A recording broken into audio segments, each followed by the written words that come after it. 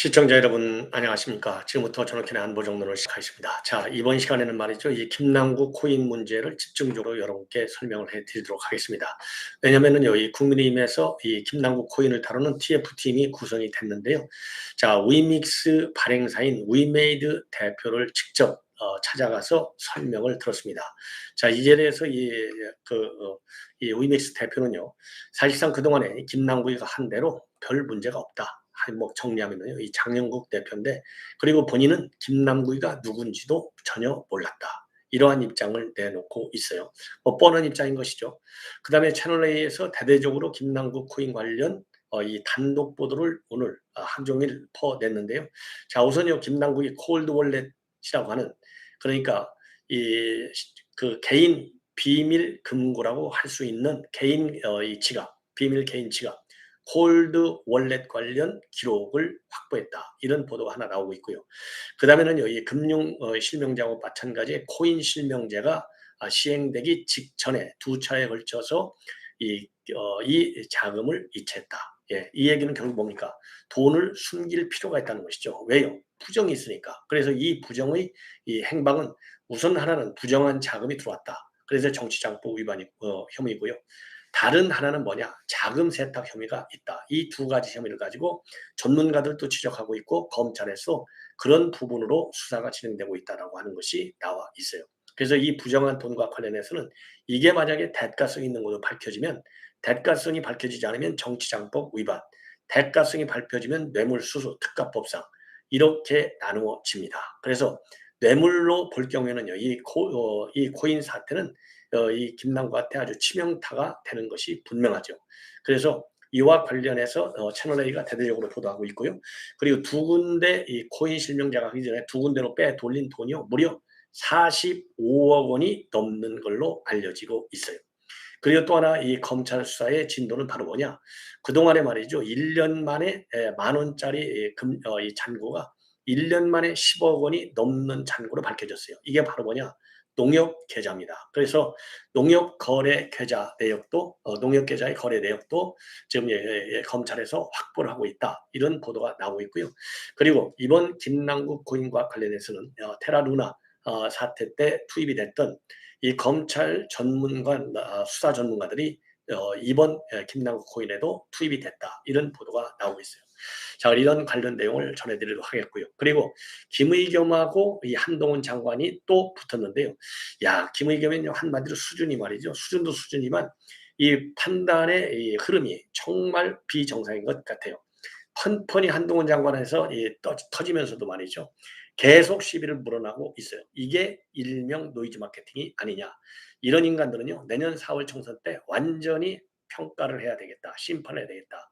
그래서요, 군산에서 지금 양기대가 이제 친명이 아니다는 거죠. 이 이유 하나만으로 이 김의겸이 지가 친명이기 때문에 공천을 받을 것이 확실하다. 뛰어다니고 있다고 한 제가 어제오늘이 아니잖아요. 이거 완전히 낙천시켜야 됩니다. 예. 그래서 김의겸이가 이 한동훈 장관한테 시비를 걸다가 아주 쩔쩔매는 상황을 만들고 있는데, 이 관련 내용을, 그러니까 이 내용은요, 이 박찬 데서부터 시작이 돼요. 이 내내 코인 문제를 가지고.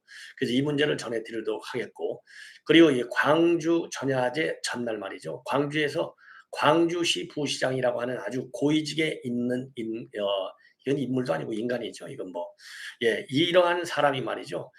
이 전야제 전날 완전히 이뭐 정체불명의 인간들하고 한 10여 명이 모여서 소주 맥주 해갖고 한 40여 명을 갔다. 그래서 이게 난리가 났습니다. 광주가 뒤집혀졌다고 해요. 그래서 이 내용도 함께 여러분들께 전해드리도록 하겠습니다. 자, 그러면요, 먼저 이 코인 사태의 심각성, 이걸 볼 때 코인 사태를 먼저 여러분들께 말씀을 드리겠습니다. 자, 우리 국민의힘에서요, 예, 이 장현국 대표예요. 예, 지금 위메이드를 만든 그러니까 위믹스를 만든, 뭐 이름도 헷갈리네요. 위믹스라고 하는 코인을 만든 회사가 위메이드인데, 이 위메이드의 대표 사장이 장현국입니다. 그래서요, 이제 뭐 오늘 오전에, 지금 오전에 지금 이제 장현국 대표를 사무실로 우리 국민의힘 조사단이 직접 찾아갔습니다. 그래서 여기서 이제 회의를 열었는데요. 지금 쟁점이 뭐냐? 이 장현국 대표가 밝힌 쟁점은 세 가지로 정리하고 있어요. 우선 첫 번째가 위믹스를 왜 초과 유통했느냐. 그리고 프라이빗 세일은 과연 어느 정도로 했고 어떤 성격이냐. 그다음에 에어드랍은 이 뭐 또 어떻게 된 거냐. 여기에 이제 부정거래가 있었느냐. 쉽게 얘기해서 이 세 가지가 쟁점이다. 그래서 하나하나 설명을 하고 있습니다. 그래서 장영국 대표가 밝힌 이 초과 유통과 관련해서는요. 위믹스 메인넷 사이트에 들어가면은 위믹스와 관련된 모든 정보를 공개하고 있다. 미 유통량은 정의 문제였지 개수의 문제는 아니다. 참 이거 어려운 말씀이에요. 그러니까 미 유통량은 정의 문제다. 정의 문제인데 옳고 그름의 문제인데 옳고 그름 이거 다툴 게 하나도 없다는 거죠. 즉 왜 그러냐.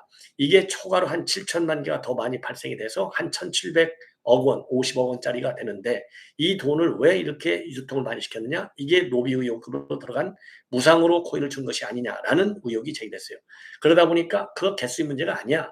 정의 문제야. 근데 정의 문제로도 아무 문제 없어. 요렇게 강변하는 이게 발언이라고 보여져요.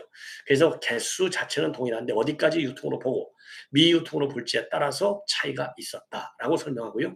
과거 유통량에 대한 전 세계적인 기준이 없었는데 현재는 체계를 만들어서 위믹스 누적 발행량은 9억 6천만 개, 그리고 유통은 1억 3,800만 개. 그러니까요. 4,200만 개가 더 지금 유통이 되고 있다. 이런 얘기나 마찬가지고요. 그리고 외부 투자가가 가진 것을 제외하고 나머지는 우리가 모두 파악하고 있다고 덧붙이고 있어요. 그리고 위믹스가 상장되기 이전에 프라이빗 세일, 그러니까 이제 특정 투자자를 대상으로 해서 비공개리에 슬그머니 주는 이 프라이빗 세일, 이거를 통해서 위믹스를 제공했다고 하는 의혹, 이거와 관련해서는요. 퍼블릭 세일, 즉 공개된 세일이죠. 이 퍼블릭 세일이 마련된 이후에 프라이빗 세일은 중단이 됐고 이후 이루어진 적이 없다. 프라이빗 세일이 있었던 것은 2020년도 10월 이전 총 4건밖에 되지 않는다. 이 얘기는요. 2021년도 1월부터 지금 이제 김남국이가 코인 거래를 했다. 이렇게 나와 있잖아요. 그러니까 프라이빗 세일에 해당되지 않는다는 얘기인데요. 이거는 지금 공개된 내용으로 볼 때 지금 김남국이가 2021년도 1월부터 했고 프라이빗 세일 할 때 이 거래 등록은 안 했지만은 이 슬그머니 비밀리에 줬을 가능성을 완전히 배제할 수 없다라고 하는 것이 저의 판단입니다. 어떻게 우리가 이 정영국 대표 말을 그대로 믿을 수가 있겠어요. 그리고 이제 에어드랍 방식으로 코인이 지급됐다라고 하는 의혹. 에어드랍은 이제 공짜로 주는 거예요. 막말로 얘기해서 투자자들한테. 그래서요. 그 부분에 대해서는요. 에어드랍은 마케팅 활동인데 더 많은 유저를 확보하기 위해서, 즉 사용자를 투자자를 확보하기 위해서 진행하는 것이고 게임용으로 진행되기 때문에 특정인을 대상으로 진행하는 것은 불가능하다. 그러면서 말이죠. 플랫폼이나 서비스를 대상으로 하는 에어드랍과 그다음에 거래소에서 마켓용으로 고객들한테 나눠주는 경우가 있는데 거래소가 유저들에게 준 것은 우리가 내역을 다 보유하고 있지 않다라고 밝히고 있어요. 이 얘기는 결국 뭐니까 이 김남국과 관련된 거 이거는 우리는 정보가 없다. 이 얘기나 마찬가지예요. 그러니까 우리한테 뭐 얻어갈 생각하지 말라. 사실상의 조사 거부나 마찬가지가 아니냐. 이렇게 판단이 되고요. 그리고 윤창현 간사죠. 윤창현 간사가 제기한 문제는 바로 뭐냐. 이 장영국 대표가 말이죠. 빗썸코리아 사내 이사도 지냈다는 이 과거의 경력을 이 지적을 하면서 말이죠. 이사로 들어간 시기가 2021년도 8월인데 이때는 김남국이가 코인에 투자한 시기 2021년도 10월하고 정말 이거 묘하게 일치하는데 이거 어떻게 되는 거냐.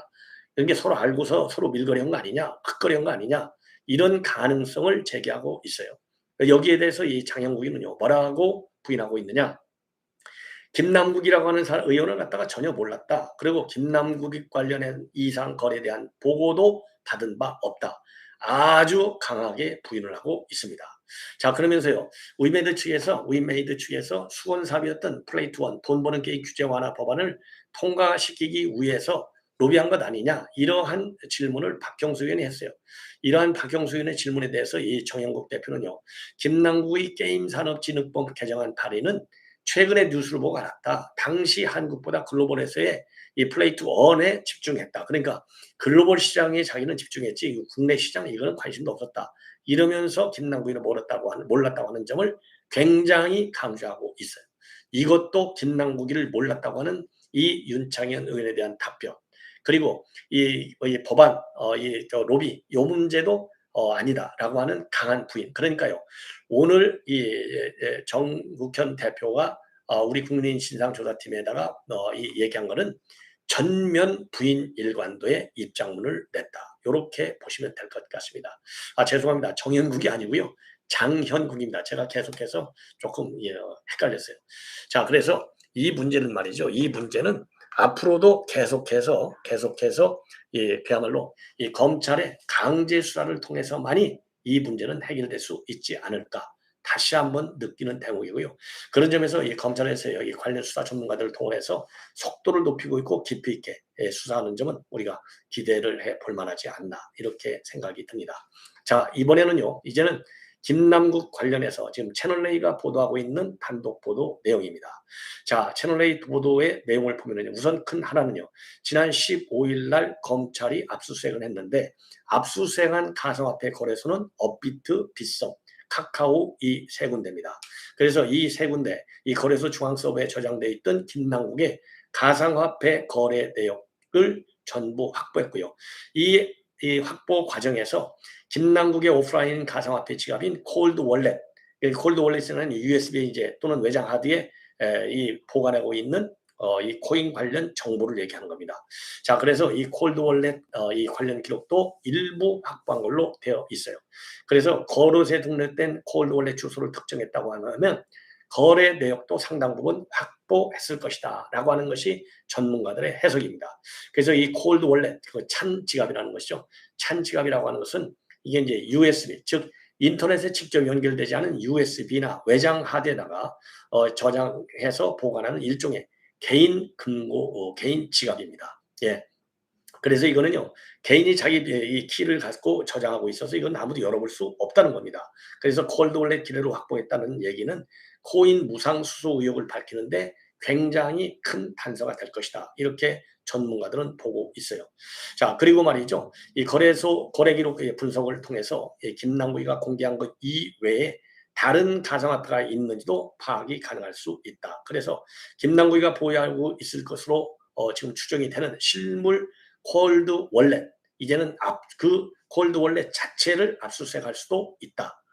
왜냐하면 콜드 월렛 주소를 특정했으니까요. 이제 그 실물도 압수수색할 수 있다라는 전망이 제기되고 있고요.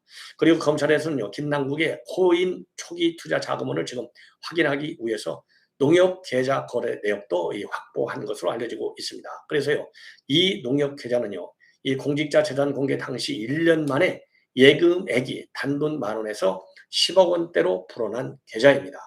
자, 참 이거 참 아주 귀신이 헷갈려 보세요. 10,000원짜리가 그냥 1년 만에 10억이 됐다. 그러니까 코인 투자를 얼마나 적극적으로 했는지를 우리가 알 수 있을 것 같아요. 그리고 또 다른 채널 A 보도를 보면은요, 작년 3월에 코인판 금융실명제, 즉 트래블 룰이 도입이 됐는데 그 트래블 룰이 도입되기 전에, 즉 위믹스 코인을 갖다가 실명제가 적용되지 않는 지갑으로 옮긴 것으로 그 액수가 40억 원이 넘는 것으로 지금 채널A가 보도를 하고 있어요. 그래서 작년 1월 31일 날이요, 새벽 4시 반에 4시 반경에 빗썸에서 김남국의 업비트 입금 지갑으로 위믹스 총 62만 개가 이체가 됐는데요. 이게 돈 액수가요, 야, 어마어마합니다. 46억 원이라고 그래요. 그리고 1월 30일 날 오후에는요, 3시간에 걸쳐서 이 업비트에서 이제 그 빗썸에서 업비트로 옮겨갔잖아요. 근데 다시 업비트에서 카카오 클립 개인 전자지급으로 21차례에 걸쳐서 위믹스 총 43억 원어치를 다시 보내고 있습니다. 그래서 12시간 만에요, 40원이 넘는 거액을 갖다가 빗썸에서 업비트, 업비트에서 클립으로 이렇게 계속해서 이체한 거예요. 그러니까 이제 40원이 넘는 고액 이차, 그리고 계속해서 20여 차례에 걸친 반복 거래, 이런 모두가요, 금융정보부서원인 FIU가 볼 때는 이것이 곧 의심 거래로 지금 포착이 됐다는 겁니다. 그런데 이게 전부 다 이 코인판 금융거래 실명제가 이루어지기 2달 전에 이루어진 거예요. 그래서 가상자산을 100만 원 이상 이전한 경우에는 전부 실명 정보를 제공하도록 한 게 이 트래블 제도, 룰 제도인데, 이거를 받지 않기 위해서 돈을 돌린 것으로밖에 볼 수 없잖아요. 그래서 자금 세탁 협의가 있는 것 아니냐, 거문들이 들어가 있는 것이 아니냐, 이러한 문제가 제기되고 있는 겁니다. 예. 그러면은 이렇게 이 빗썸, 업비트, 그다음에 이 카카오 지갑, 이 세 군데만 했느냐? 아니올시다요.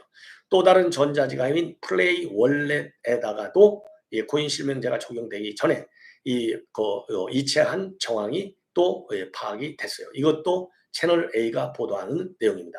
이것은 시기가요. 2021년도 10월부터 지난해 1월 초까지 빗썸에서 플레이 월렛으로 위믹스 84,400여 개를 옮겨갔는데 이 돈은요 2억 3천만 원 어치로 알려져 있어요.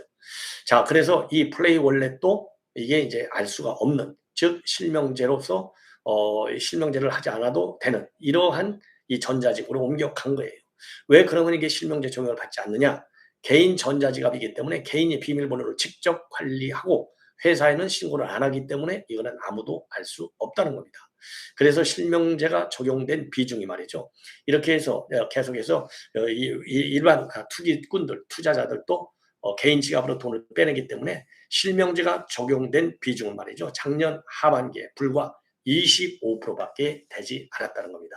이걸 보면은요, 이 김남국이가 본래 대학 다닐 때도 이런 투자 이런 이 경진 대회에서 5등 했다는 거 아니에요? 그냥 투자의 규제인 것만은 틀림이 없는데 국회의원 배지를 달고 나서도 이 마약을 먹듯이 이 코인이라는 마약에 심취해가지고 이 회의가 이루어지고 있는 공식 회의가 이루어지고 있는 중에도 이 투기를 했다. 이것이 지금 어마어마한 비윤리적인, 즉 윤리 규정을 갖다가 완전히 침해한 것으로 볼 수밖에 없어요. 그래서 윤리위에 제소가 된 것이 아니겠습니까? 자, 이 정도로 해서 이제 김남국 코인과 관련된 말씀은 드리고요. 이번에는 이제 한동훈 장관과 그다음에 지금 김의겸과의 설전을 말씀을 드리겠는데 한마디로 완패죠.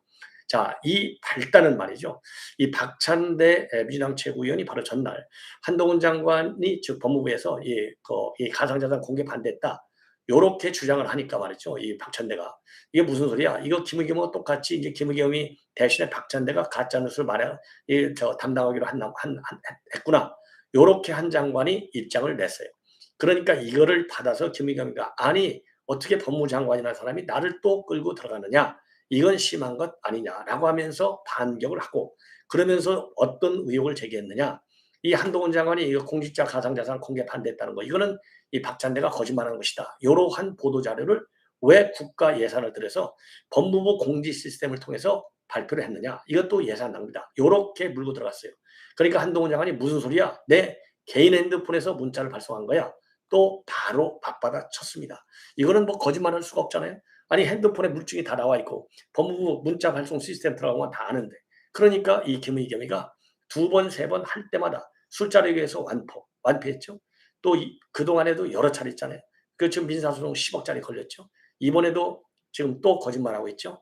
완전히 전패를 하고 있는데도 불구하고 이런 망신당하는 것이 부끄러운지조차도 모르는 김의겸.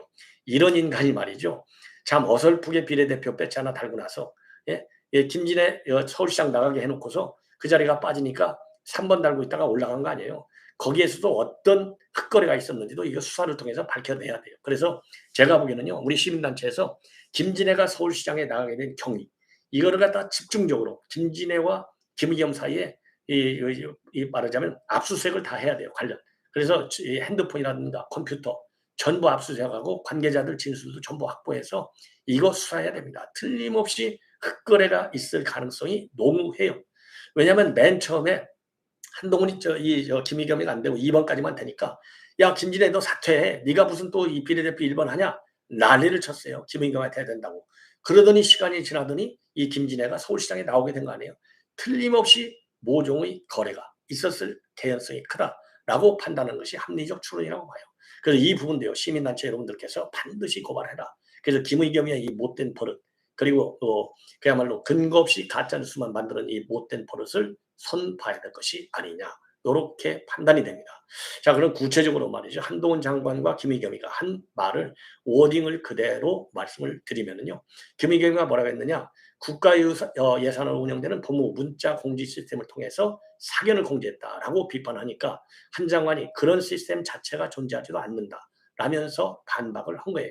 그래서 한동훈 장관이요. 어제 박찬대 최고위원이 한동훈 장관이 공직자 가상자산 공개를 반대했다. 이렇게 주장을 하니까 이거 가짜뉴스다.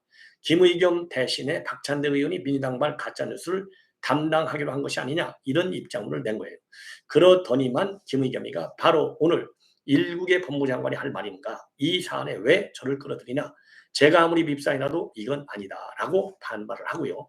그러니까 이제 반발을 하면서 아니 모든 걸 떠나 한 장관은 이런 내용을 법무부 문자 공지 시스템을 통해서 보냈는데 국가 예산으로 운영되는 시스템에 개인적 사감이 잔뜩 묻어있는 글을 토해내도 되는 건가라고 쏘아붙이고 있어요.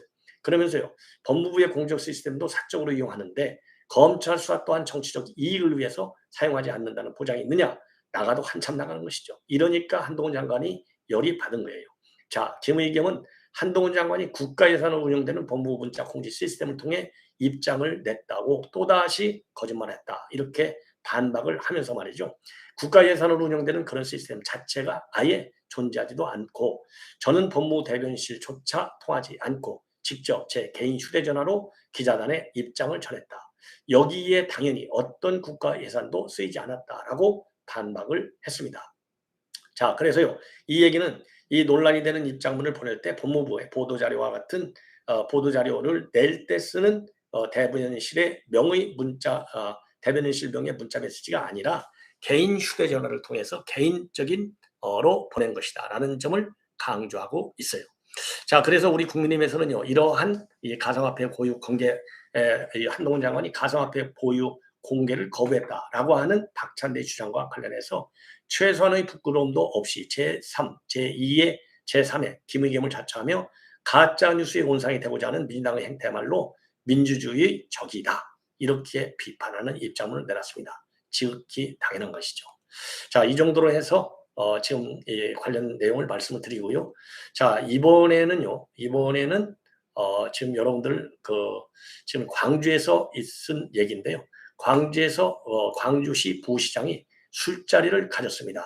광주시 부시장이 술자리를 가졌는데 어마어마하게 크게 가졌어요. 한 10여 명이 40여 명이 소주와 맥주를 마셨는데 그런데 거기에 참여한 사람들을 보니까 이 일반 시민은 아닌 것이고 그래서 이제 시기하고 장소하고 이 술자리를 갖고 노래를 부르고 고성방가하고 이 한 점, 난장판을 피운 점 이런 점들이 문제시 되고 있고요. 그리고 이거는 광주시 김광진이가 돈 예산을 처리했는데 과연 이 광주시 법카로 써버렸어요.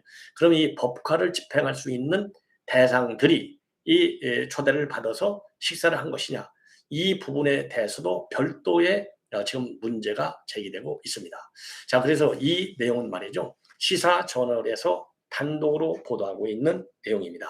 자, 그래서 이 부분에 대해서도 말이죠. 철저하게 우리 시민사회 아니면 언론에서 문제점을 계속해서 추가적으로 보도해야 될 것이 아니냐.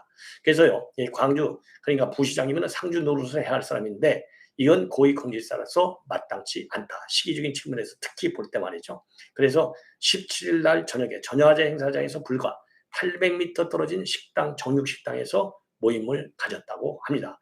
전야자 행사가 한참 진행되고 있는데 모임을 가졌는데요. 남녀 모두 14명이 이 행사를 가졌고요.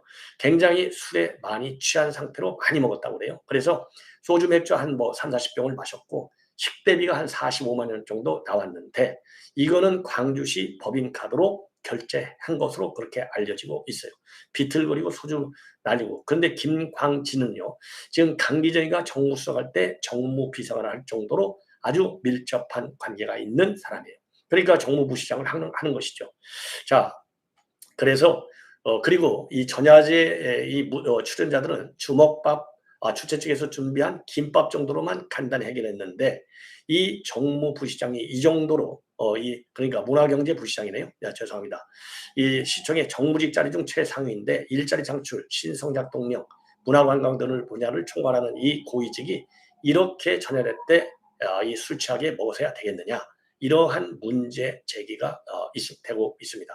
자, 그래서요. 시사저널에서는 김광진 부시장 답변을 들으려고 했는데 김광진은요. 18일 그러니까 어제네요. 어제 미국 출장차 출국했다라고만 하고 일체 입장 발표를 하지 않고 있다고 합니다. 예, 이것도 추가적인 보도가 꼭 필요한 부분이 아니냐 이렇게 생각이 듭니다. 시청자 여러분 이것으로 본 방송을 마치겠습니다. 대단히 고맙습니다.